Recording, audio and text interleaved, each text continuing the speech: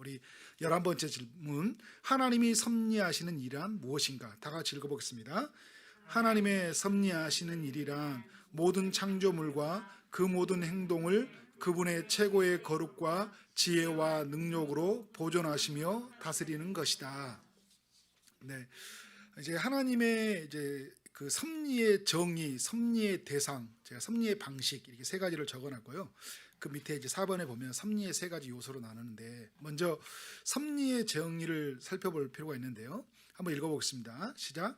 하나님은 창조만 하시고 내버려 두시는 것이 아니라 창조하신 모든 것을 보존하고 다스리는 것을 말한다. 네, 하나님이 창조하신 모든 것을 보존하시고요, 다스린다는 거예요. 여러분, 보존해 가신다는 것 굉장히 중요한 일이에요. 좀 이따 다시 한번 살펴보도록 하겠습니다. 자, 그러면 섭리의 대상이란 무엇이냐?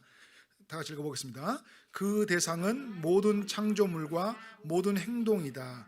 꽃이 피고 지는 것, 비가 오고 가뭄이 오는 것, 먹고 마시는 것, 건강하고 질병이 찾아오는 것, 부귀와 빈곤, 한 나라의 흥망성쇠는 우연히 일어나는 것이 아니라 하나님의 계획 속에 일어나는 일이고 보존과 다스림 가운데 일어나는 일이다. 네, 이 모든 대상, 그러니까 모든 창조물, 지금 우리에게 있는 모든 창조물 있죠. 하늘과 땅과 해와 달과 별, 이 모든 것들이 이제 하나님의 그 창조물들이잖아요. 근데 모든 활동이 이루어져요.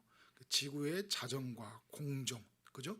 꽃이 피고 지고, 봄이 되어서 또 꽃이 피고 또 가을이 되어서 열매를 맺는 이 모든 일들이, 비가 오고 비가 멈추는 것들, 또 인간은 먹어야지 되는 것들, 그죠? 먹고 마시고, 그런데 인간은 질병이 찾아오는 것들, 부해지고 가난해진 것. 이제 하나님이 백성들이 처음에는 질병과 가난은 없었지만 죄로 인해 찾아오는 것들이잖아요.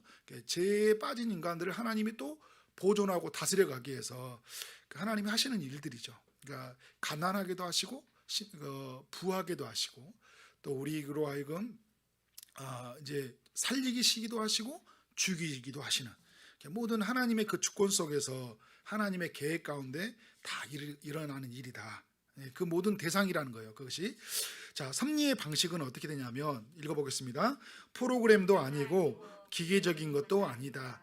하나님께서 세상 만물을 포함하여 우리의 모든 행동을 정하시되 우리가 알 수 없는 그 섭리의 방식으로 다스리신다. 네. 이제 프로그램을 짜놓고요, 기계적인 게 아니라는 거예요. 지금 이제 여러분, 우리가 뭔가를 입력시키면 그 입력의 값이 그대로 나오잖아요. 그런데 하나님이 일하시다 보면 그 입력의 값이 나오는 게 아니라요, 다른 게 결과가 이루어져요. 그래서 케이스 바이 케이스예요. 다른 사람은 이렇게 했더니 이런 결과가 주어졌다고 생각해서 나도 이렇게 했는데 그런 결과가 주어져요? 아니에요. 어떤 사람은 특별 새벽 기도 해가지고 하나님이 자녀를 구원시켰대요. 자녀를 대학에 합격시켰대. 그래서 나도 특별 새벽 기도 참여했는데 웬걸 감기가 걸렸네. 그죠? 하나님이, 그런데 그런 일을 겪고 나면 뭐야? 하나님은 내 기도를 안 들어주시네? 이런 것이 아니잖아요. 그죠?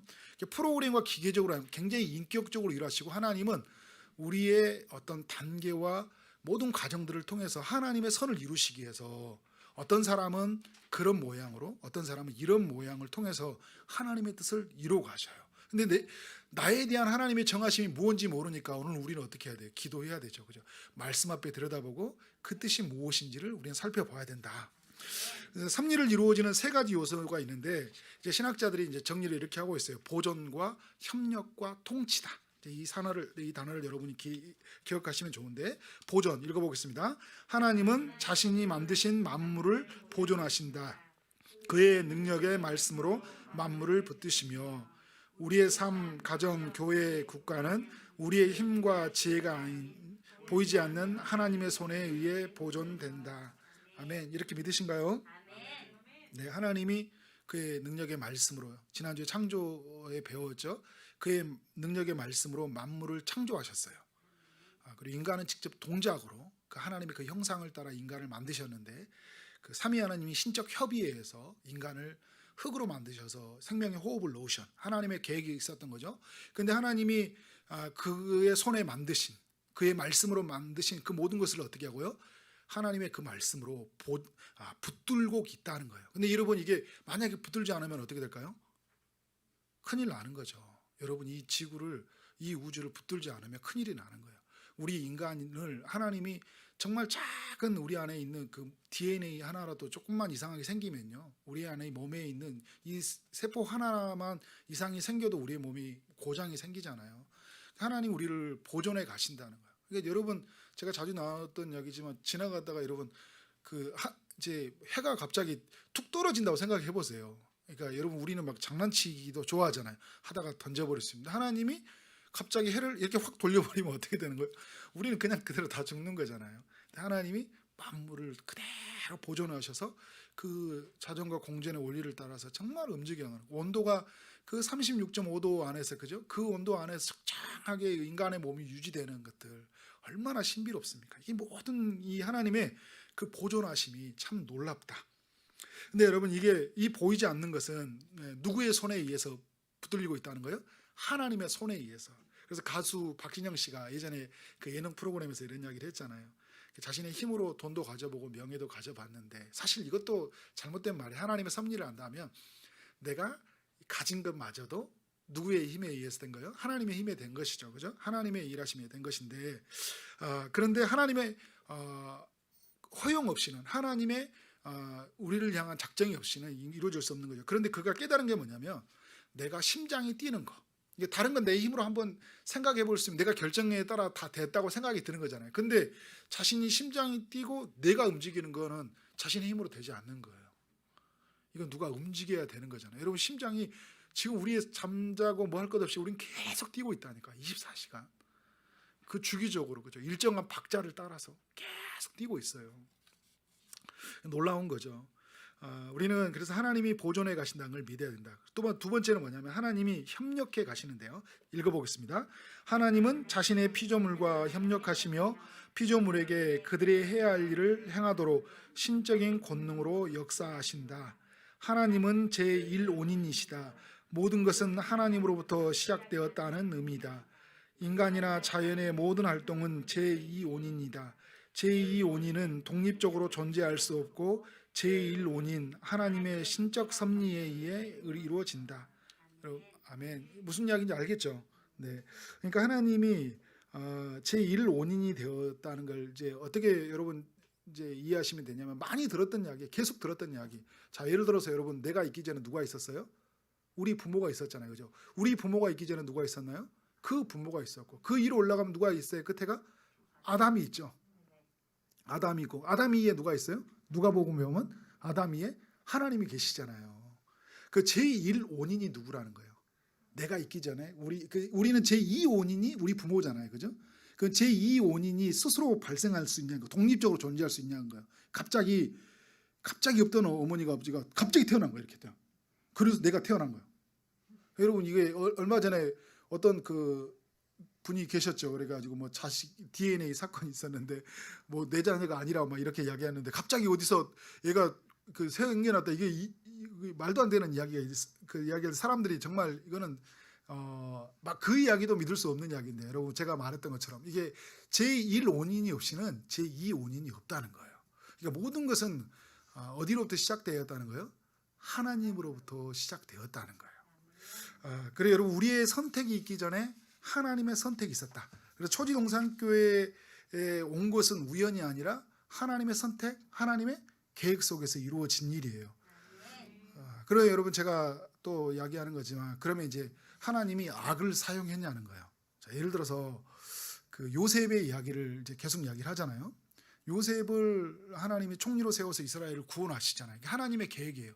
이제 창세기에 그 마지막 끝에 가보면 하나님이 요셉을 이렇게 세워서 구원하시려고 요셉을 먼저 보내셨구나 이렇게 이야기를 하시잖아요. 그죠? 그러면 그 전에 사용되었던 보디발 장군의 아내의 유혹, 형들이 팔아먹는 거 그걸 여러분 어떻게 이해해야 되는 거예요? 하나님이 그러면 여인에게 너는 요셉을 유혹하도록 너는 그렇게 살아라 그렇게 하나님이 만드셨을까요?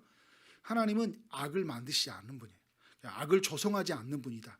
인간이 스스로 악에 빠진 거예요. 그런데 여러분 하나님은 창세기 50장에 보면 뭐예요? 악을 선으로 바꿔주셨다는 거죠.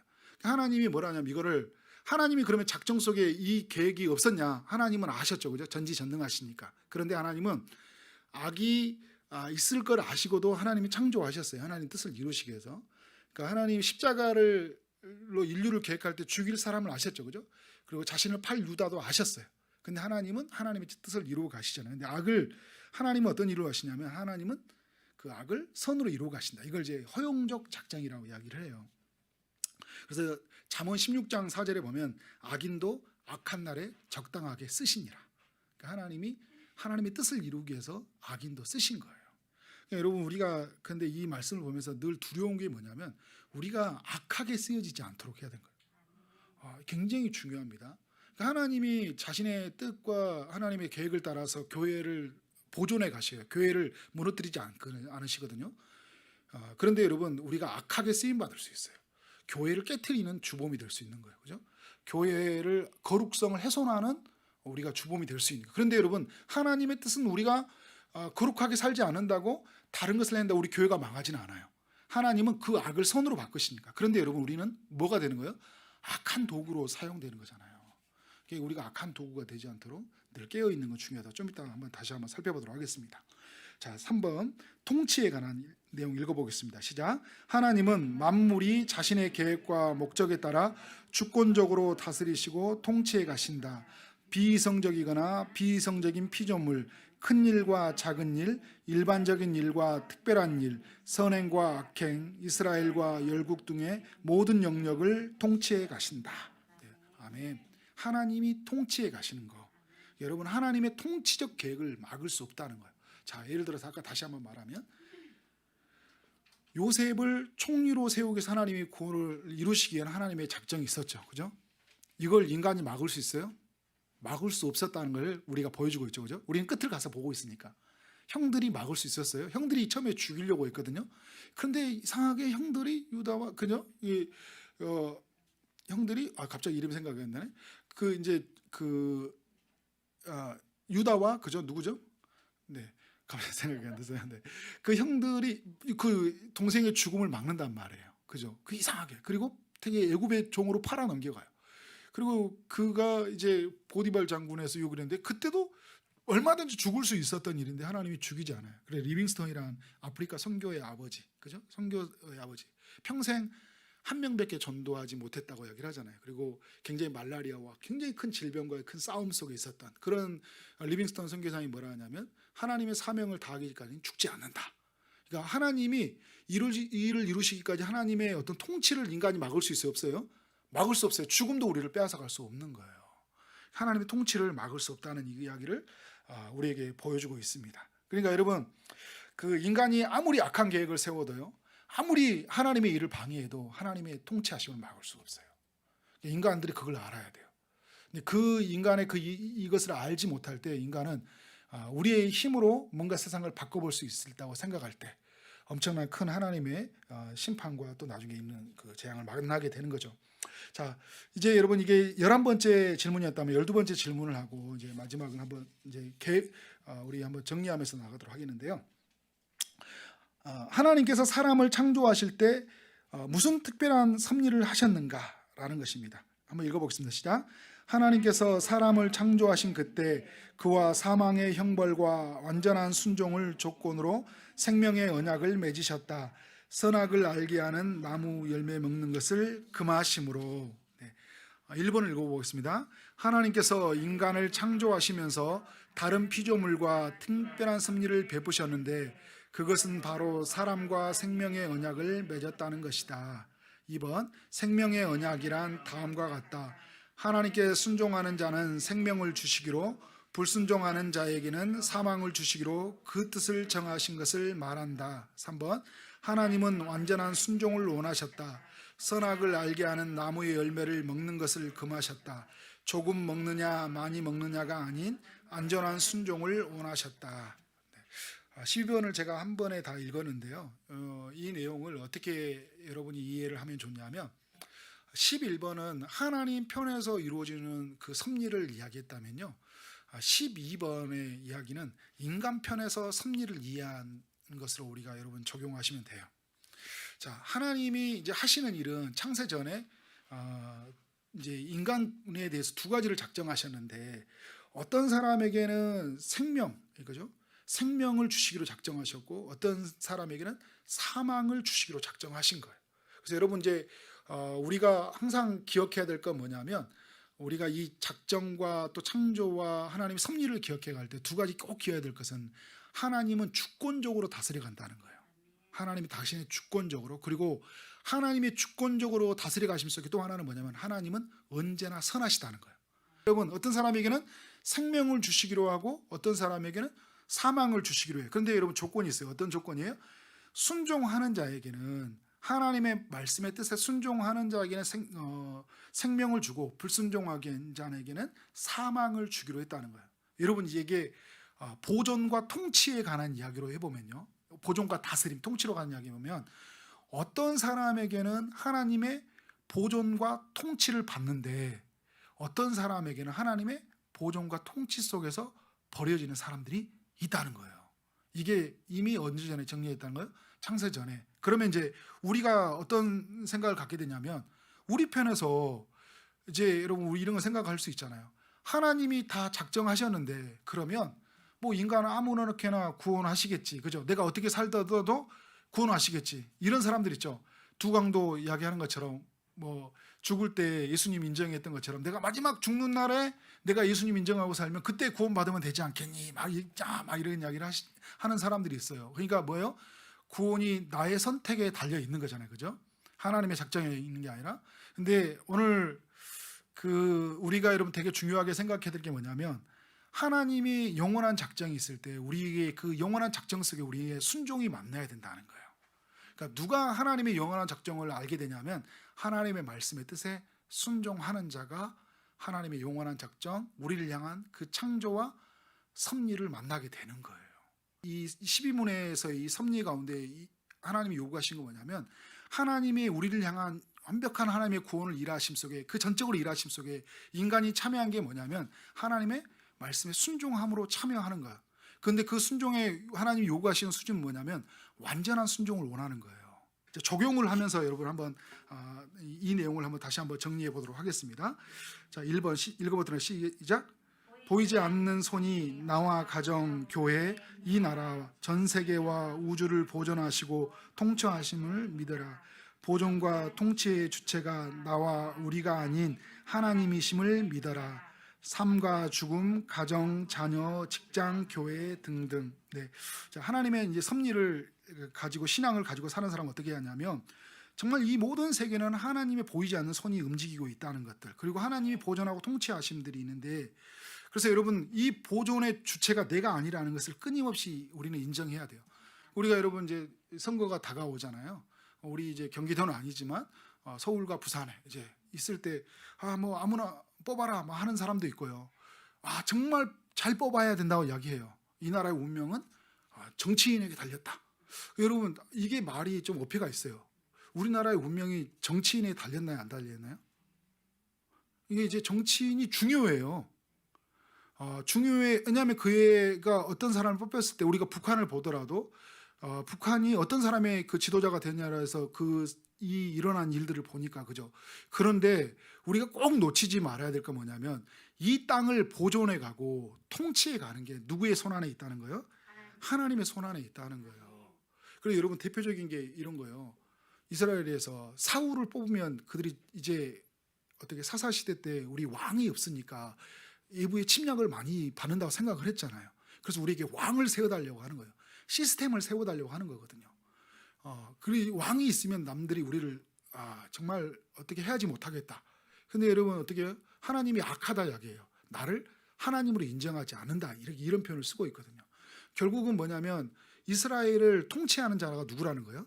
하나님이시잖아요. 우리 믿음의 사람들의 시각은 뭐냐면 하나님이 통치해 가신다는 거. 그런데 로마서에 보면 이 땅에 있는 통치자들을 뭐라면 하나님의 사역자라고 이야기를 해요. 그러니까 하나님의 사역자로 부름받은 사람이기 때문에 하나님의 이끄심의 도구가 되기 때문에 중요해요. 어떻게 그가 악한 도구가 되지 않고 하나님의 선한 도구가 되기 위해서는 그 사람이 잘 뽑히도록 우리가 기도하는 거 중요하다. 그런데 그가 우리의 삶의 흥망성쇠와 그 모든 것에 달려있지 않다는 거예요. 그래서 우리는 늘 최고의 주권자, 최고의 통치자이신 누구를 기억해야 돼요? 하나님이심을 기억해야 돼요. 그래서 여러분, 우리의 또 삶과 죽음, 가정, 자녀의 문제, 이 모든 것을 보존해 가는 것도요, 하나님 손에 있어요. 여러분 몸에 이제 건강에 이상이 오거나 또 자녀가 갑자기 막 그 취업이 되지 않는다거나 또 결혼하지 못한다거나 아이를 못 낳는다고 생각할 때 이게 불임의 문제는 어떤 것에 환경의 문제에 막 이렇게 생각하잖아요, 그죠? 어떤 이 사람들의 있는 문제를 이 사회상에 만들어지는 어떤 것들을 우리가 생각해서 끝을 낼 수가 있어요. 근데 항상 중요한 거 뭐냐면 하나님이 보존해 가신다. 하나님이 다스려 가신다. 자, 두 번째는 뭐냐면 읽어보겠습니다. 시작. 하나님을 제1원인으로 믿는다며 제2원인으로 나타나는 모든 것은 우연이 없다는 것을 믿어라. 내가 만나는 모든 사람, 내가 겪는 모든 일. 자, 1원인으로 믿는다면요, 하나님이 1원인이 되어서, 그죠? 나라는 사람을 하나님이 쓰시기 위해서 어떻게 해요? 다양한 사람들을, 상황을 만드셨잖아요, 그죠? 나의 부모를 만나게 하셨고요, 저라는 사람을 세우기 위해서 여러분 한 사람 한 사람을, 정말 많은 사람을 저에게 이렇게 붙여주신 거예요. 저를 이제 주인공으로 삼는다며. 그러니까 여러분 한 사람 한 사람 하나님이 정말 기가 막히게 그때 여러분을 만나게 하셔가지고 초지동산교회를 이루게 하셔서 하나님이 일을 이루고 가시잖아요. 그러니까 우연이 없는 거예요. 그러면 이 우연이 없을 때 여러분 우리의 삶은 어떻게 살아갈까요? 이제 밑에 보면 3번 이제 읽어보겠습니다. 시작. 못한 일이 당황하지도 말라. 생각하지도 못한 일이 생길 것이다. 그렇기에 어떤 상황 속에서도 여유를 가지라. 친절과 미소를 잃지 말라. 하나님이 이루실 일을 기대하며 오늘을 버티고 참고 견디고 인내하라. 네. 자, 4번 읽어보겠습니다. 하나님의 섭리를 믿는다면 그의 통치를 따르라. 그의 방식을 따르라. 그렇기에 하나님께서 명령하신 것을 그대로 행하라. 하나님을 더욱 경외하라. 그를 사랑함으로 순종하라. 자, 12문의 이야기의 적용이에요. 우리가 섭리를 믿는다면요, 하나님의 그의 통치를 따라가야 해요. 통치의 방식은 하나님의 말씀대로 이 땅을 보존해 가시잖아요. 그래서 우리에게 말씀하셨어요. 선악과를 따먹지 말라. 하나님의 정하신 규칙을 정한 것이 있잖아요, 그죠? 하나님의 법을 우리에게 주신 거예요. 그래서 왜? 하나님의 통치의 질서를 이 법을 통해 하나님이 이루어 가시니까. 그런데 우리는 어떻게 생각해요? 이 통치의 질서를 믿지 못하는 거예요. 왜? 이렇게 살면 내가 세상에 도태될 것 같거든요. 여러분 잠시 거짓말을 하면요, 그 상황을 모면해 갈 수 있어요. 그런데 우리가 여러분 이럴 때 있잖아요. 내가 정직하게 말하면 분명히 저 사람이 나한테 욕할 것 같고, 내가 정직하게 말하면 나는 분명히 손해볼 것이고, 나는 여기 왕따 될 거야. 근데 이게 이제 내가 생각하는 플랜이에요. 근데 하나님은 플랜은 어떤 걸까요? 요셉이 그가 정직하게 했을 때 그는 그 뒤에 예비된 것은 모함이었고 감옥이었어요. 그런데 내가 순간 여러분 당황했을 때는 그런 일을 당할 수는 있어요. 그러나 우리 성경을 통해 지혜를 보면 어떤 지혜를 볼 수 있어요? 그래, 내가 손해볼 수 있고 내가 어려움을 당할 수 있지만 하나님은 그런 손해볼 속에서 하나님이 어떻게 큰 구원을 이루신다는 거예요. 만약에 내가 하나님의 정직해 말씀의 편에 서서 직장에 잘리게 됐어요. 그런데 여러분, 그러면 하나님이 직장에 잘리게 된 이 사람을 어떻게 통치해 가실까요? 하나님의 뜻을 이루는 도구로 통치해 가시는 거예요. 그런데 하나님의 말씀의 방식을 따라 하나님이 규칙을 방식을 정하셨는데, 근데 이걸 내가 불순종하고 살아가잖아요. 그러면 어떻게 돼요? 하나님의 그 보존과 통치를 내가 거부하는 거잖아요, 그죠? 내 편에서는. 그러니까 우리가 여러분 아까 제가 하나님 편에서는 우리가 좀 돌아가 보면 하나님은 우리를 끝에까지 하나님 보존 통치에 이루어 가시는 건데, 우리는 오늘을 살잖아요. 우리는 앞을 볼 수는 없어요, 그죠? 하나님의 보존과 통치가 어찌 그게 이루어질지 모르잖아요. 하나님은 이미 그 섭리 가운데 모든 것을 그 끝을 보시고 인도가 가시는데 우리는 알 수 없잖아요, 그죠? 그래서 오늘 우리에게 오늘 선택은 굉장히 중요한 거예요. 굉장히 중요한 거예요. 선악과를 따먹는 마음으로 우리는 서야 돼요. 먹으면 죽는다. 오늘 그러니까 여러분, 우리가 구원의 문제를 하나님이 이제 예수 그리스도 안에 거듭난 우리를 흔드는 문제는 아니에요. 그러나 우리가 예수 믿으면서도 함부로 막 죄를 범하였을 때 이 죄의 무게는 선악과를 대하는 마음의 그 무게를 가지고 우리는 대해야 된다는 거예요. 이게 왜냐하면 하나님이 나를 보존하고 통치해 가시기 위해서 주신 말씀의 수단이잖아요, 그죠? 그 말씀을 가지고 나는 지켜도 돼, 안 지켜도 돼, 이런 방식이 아니라는 거예요. 그래서 말씀을 행하는데 경외함으로, 그를 가장 두려워함으로 행하라는 거예요. 출애굽기에 나왔던 그 산파들이 나오잖아요, 그죠? 바로가 그 법을 정했어요. 그런데 누구를 경외했어요? 산파들이 하나님을 경외했잖아요.